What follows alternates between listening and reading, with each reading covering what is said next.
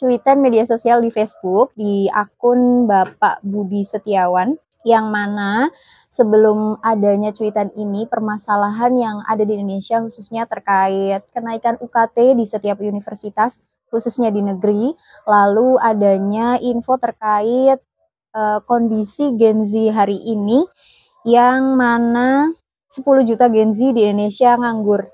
Jadi adanya cuitan ini yang dibawakan oleh Pak Budi Setiawan akan membahas terkait itu.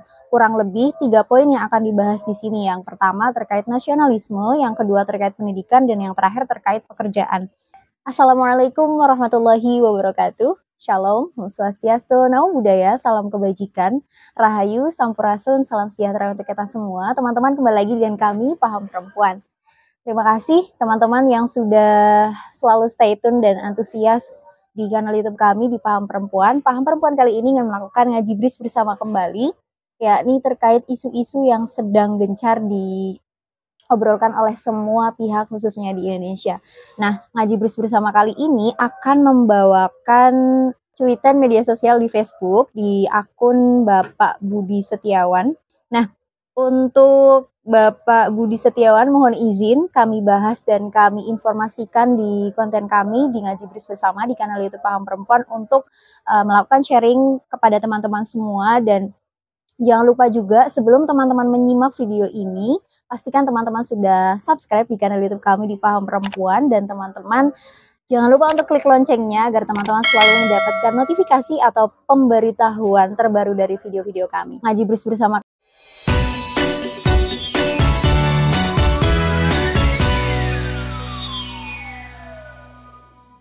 Langsung saja teman-teman, di sini judul dari yang dibawakan oleh Pak Budi Setiawan di Facebooknya adalah kuliahlah di luar negeri. Ini mungkin bisa dikatakan realita yang dirasakan oleh Pak Budi Setiawan dan menyambungkan kondisi terkini di Indonesia khususnya. Nah, beliau bilang seperti ini, ketika bermukim di Singapura belasan tahun, Pak Budi Setiawan mendapati banyak sekali anak Indonesia kuliah di National University of Singapore atau di Nanyang University. Nah, di sini juga anak-anak Indonesia ini bukan cuma Cindo aja, tetapi ASDO atau asli Indonesia alias pribumi maksudnya. Mereka rata-rata setelah tahun kedua dapat student loan atau pinjaman uang kuliah. Jadi di tahun pertama orang tua mereka berdarah-darah membiayai kuliah dan ongkos hidup buah hatinya. Tapi di tahun kedua mereka atau orang tuanya tidak lagi melakukan seperti itu. Nah, anak tercinta mereka ini dengan sponsor dan guarantor warga negara Singapura mendapatkan pinjaman uang kuliah yang tidak hanya cukup membayar kuliah, tetapi juga biaya kos dan biaya makannya. Hebatnya, pinjaman yang diberikan oleh negara Singapura ini tidak berbunga atau bebas bunga. Nah, student loan ini harus dibayar ketika mahasiswa tersebut sudah lulus dan bekerja. Menurut penerima, pinjaman itu akan dihapus jika yang bersangkutan tidak mendapat pekerjaan dalam waktu 2 tahun. Nah, seluruh penerima student loan ini mengembalikan pinjaman mereka karena tidak ada lulusan universitas di Singapura yang nganggur sampai berbulan-bulan, apalagi sampai tahunan. Jadi, negara Singapura ini sangat optimis memberikan pinjaman kepada mahasiswa-mahasiswa atau student loan yang stay kuliah di Singapura, dan mereka optimisnya ketika lulusan-lulusan dari universitas itu dari tahun ke tahun pengalamannya tidak ada yang tidak mendapatkan pekerjaan berbulan-bulan atau berminggu-minggu setelah lulus dari kampus itu, seperti itu. Nah, dunia bisnis dan industri langsung menyerap lulusan universitas tanpa memandang suku dan agama. Baik Cindo maupun ASDO sangat nyaman bekerja di sana. Mereka mulai menjadi pembantu rumah tangga, dan seiring waktu mereka menanggalkan kewarganegaraan Indonesianya mereka dan beralih jadi warga Singapura. Mereka rela mengikuti wajib militer di sana. Namun mereka sangat cinta Indonesia. Setiap kali upacara 17-an di KBRI Singapura, tangis mereka pecah, baik Cindo maupun ASDO tersebut, manakala menyanyikan lagu kebangsaan Indonesia Raya serta Tanah Airku. Mereka seolah merasa tercekat suaranya dan menahan tangis haru manakala sampai pada syair seperti ini. Biarpun saya pergi jauh, tidak akan hilang dari kalbu, tanahku yang kucintai, engkau kuhargai. Mereka yang mengikuti upacara 17 Agustus bertepuk tangan sambil mengusap air mata manakala selesai melantunkan lagu tersebut.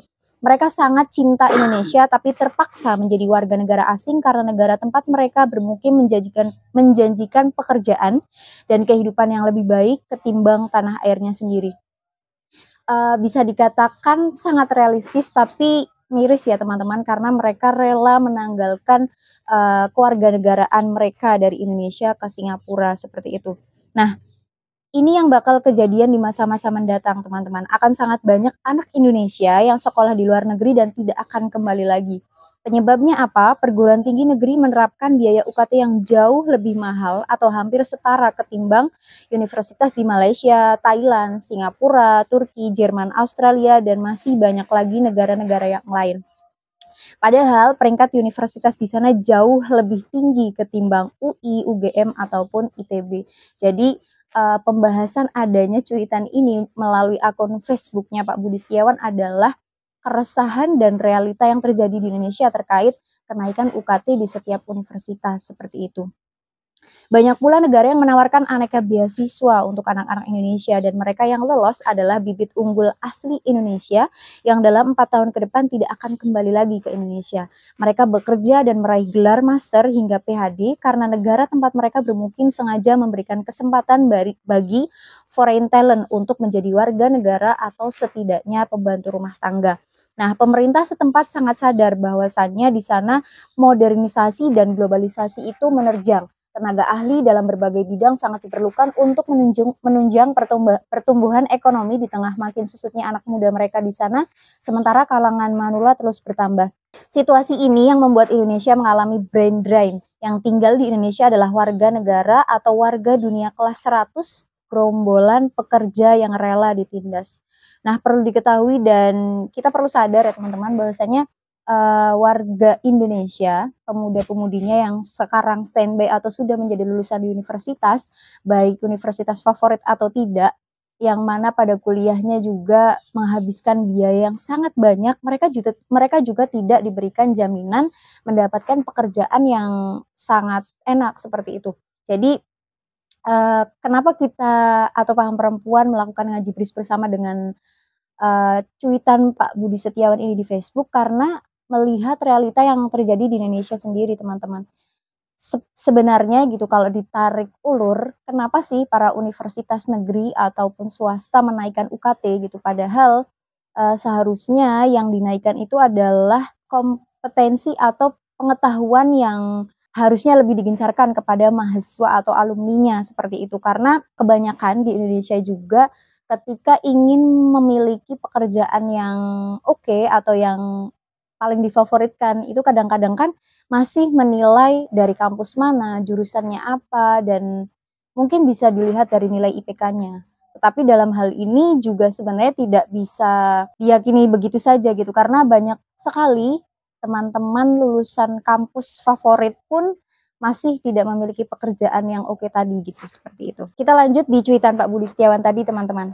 Situasi ini bisa membuat Indonesia mengalami brain drain tadi ya. Nah, teman-teman yang student loan di luar negeri, dengan terjadinya situasi di Indonesia yakni terkait brain drain, mereka kemudian berkawin dengan sesama kaum tertindas dan melahirkan generasi stunting pelestari kemiskinan yang turun-temurun. Jadi seolah apa ya, masyarakat Indonesia juga ya tetap nyaman-nyaman aja gitu dengan pekerjaan ataupun kehidupan yang seperti itu. Mereka merayu pembeli, bolehkah dicoba dulu atau tanya-tanya dulu atau silahkan mampir. Di balik semua itu adalah kemiskinan karena kesempatan pendidikan begitu minim bagi mereka. Mereka digaji di bawah 1 juta atau bahkan di bawah UMK ataupun UMR. Nah, belum lagi mereka yang bekerja di pabrik-pabrik dengan sistem kontrak bertahun-tahun dan dengan gaji minim pula, itu pun harus dipotong oleh agen-agen penyalur kerja atau outsourcing ya teman-teman. Mereka harus mengandalkan kekuatan orang dalam, lalu terpaksa menyogok untuk bekerja dengan gaji seadanya. Nah, dalam hal ini pemerintah itu tutup mata dengan aksi perdagangan manusia seperti ini. Jadi perlu diketahui juga teman-teman, pekerjaan-pekerjaan yang dia tidak langsung official dari perusahaan itu kan mereka menggunakan outsourcing. Nah, outsourcing itu kebanyakan juga dimiliki oleh negara-negara asing, bukan outsourcing yang dari Indonesia sendiri. Jadi udah gajinya minim, dipotong 2 kali lipat dan diberikan kepada outsourcing. Nah, outsourcingnya juga bukan dari Indonesia. Jadi ruginya itu saya kira berlipat ganda gitu. entah yang bekerja di startup ataupun di pabrik-pabrik. Jadilah kita bakal menjadi bangsa budak selamanya jika yang punya kuasa tidak mampu memberikan terobosan. Lingkaran kemiskinan berlanjut sampai tebal melilit leher dan ratusan juta penduduk Indonesia ya mengalami hal ini dari generasi ke generasi, dari tahun ke tahun. Nah, tulisan ini, kata Pak Budi Setiawan, bukan ditujukan untuk menghujat negeri sendiri, tetapi maksud dari tulisan ini adalah mendorong generasi muda untuk sekolah dan bekerja di luar negeri untuk kemandirian mereka sendiri. Tapi kita ulas balik teman-teman, terkait nasionalisme saya kira nggak boleh ya kita menanggalkan kewarganegaraan kita di Indonesia ini. Walaupun kita melakukan pendidikan di sana dan bekerja di sana, saya kira harusnya kembali lagi ke Indonesia dan bisa mengubah situasi Indonesia hari ini seperti itu. Yang sedapat mungkin tidak bergantung sepenuhnya pada kebijakan pemerintah yang penuh lubang-lubang ketidakadilan dan koruptif. Sebab tidak ada yang bisa menolong diri kita selain diri kita sendiri. Ketimbang kuliah di negeri sendiri, tapi setelah lulus tidak jelas di mana bekerja dengan gaji yang dengan gaji yang tidak layak, mengapa tidak mengambil kursus keterampilan, kemudian bekerja sebentar di Indonesia, kemudian melalang buana mencetak banyak uang puluhan juta dalam sebulan. Teknisi AC, teknisi jaringan LAN, tukang cukur, tukang las, pembuat roti atau pastry, tukang bangunan, pengurus lansia, bahkan guru ngaji laris manis di negeri seberang. Tapi di Indonesia perlu ditanyakan. Keterampilan ini sangat receh dan dianggap rendah jika di Indonesia, tapi dihargai sangat tinggi di negara lain. Seperti Taiwan, Hong Kong, dan Jepang yang sangat membutuhkan tenaga caregiver yang gajinya belasan juta. Nah, kawasan Timur Tengah sangat banyak membutuhkan supir dan tenaga bangunan, gajinya pun jutaan. Korea Selatan membutuhkan banyak pekerja pabrik dengan gaji mencapai 32 juta per bulannya. Mereka yang menjadi pekerja migran semua sukses tanpa harus kuliah, tanpa mampu memberi pendidikan tinggi terbaik bagi anak-anaknya, sekaligus memutus mata rantai kemiskinan yang membelit keluarga mereka secara turun-temurun. Realitanya di Indonesia banyak tersedia BLK yang gratis tapi bersertifikat. Hanya setahun mereka belajar kemudian bekerja. Ini yang harus dimanfaatkan oleh mereka yang tidak mampu kuliah. Setelah bekerja di Indonesia setahun, cari peluang kerja di luar negeri. Saya mendapati orang anak miskin kursus kuliner di BLK Jakarta selama setahun, kemudian bekerja di pabrik roti selama setahun. Di sana dia mendalami teknik membuat pastry. Sekarang dia bekerja di kabel pesiar dengan gaji 1.400 euro dalam 1 bulan. Terakhir dia akan menetap di Dubai karena mendapat tawaran bekerja di hotel jadi tukang pastry. Lalu singkat cerita dia berjodoh dengan wanita Indonesia yang bekerja urus menghias kuku penumpang kapal pesiar. Gaji dan tipsnya mengalahkan gaji seorang direktur di Indonesia. Tadinya dia bekerja di salon kecantikan di Surabaya. Nah, mereka berdua ini cuma lulusan SMA teman-teman, dari keluarga miskin tapi punya visi ke depan. Gaji mereka tabung untuk bisa bekerja di luar negeri untuk kehidupan mereka sendiri dan bukan untuk kesejahteraan negara. Karena realitasnya, sedalam apapun kecintaan kita pada tanah air, kita akan cari penghidupan lebih baik di negara lain. Ketimbang tidak bisa makan di negara kita sendiri karena dikelola secara centang perenang, kesejahteraan yang dijanjikan cuma hanya sekedar omong-omong saja atau omong kosong. Jika ada realisasinya, disalahgunakan untuk mengumpulkan suara di pemilu atau pilkada. Jadi, di tengah kesempitan yang menghimpit dunia pendidikan kita, masih ada kesempatan luas bagi mereka yang ingin mandiri memperbaiki kehidupan tanpa harus bergantung pada kebijakan negara. Jadi, kadang-kadang tanpa kita sadari gitu, negara hadir hanya pada saat pemilihan saja gitu. Mereka seolah sangat peduli kepada rakyatnya, mereka seolah peduli kepada warganya, tetapi setelah selesainya pemilu tadi, mereka pergi entah kemana dan hanya memberikan janji-janji manis saja melalui banner-banner yang ada di jalanan tadi, teman-teman. Nah, dari itu, kuliahlah di luar negeri dan lulus lalu bekerja di sana. Ini ajakan dari Pak Budi Setiawan. Tapi dalam hal ini kita ngaji bris bersama tidak mengajak teman-teman untuk meninggalkan kewarganegaraan Indonesia ya. Dan menurut Pak Budi Setiawan, sekolah ataupun bekerja di luar negeri tidak harus lulusan S1, khususnya bekerja ya teman-teman.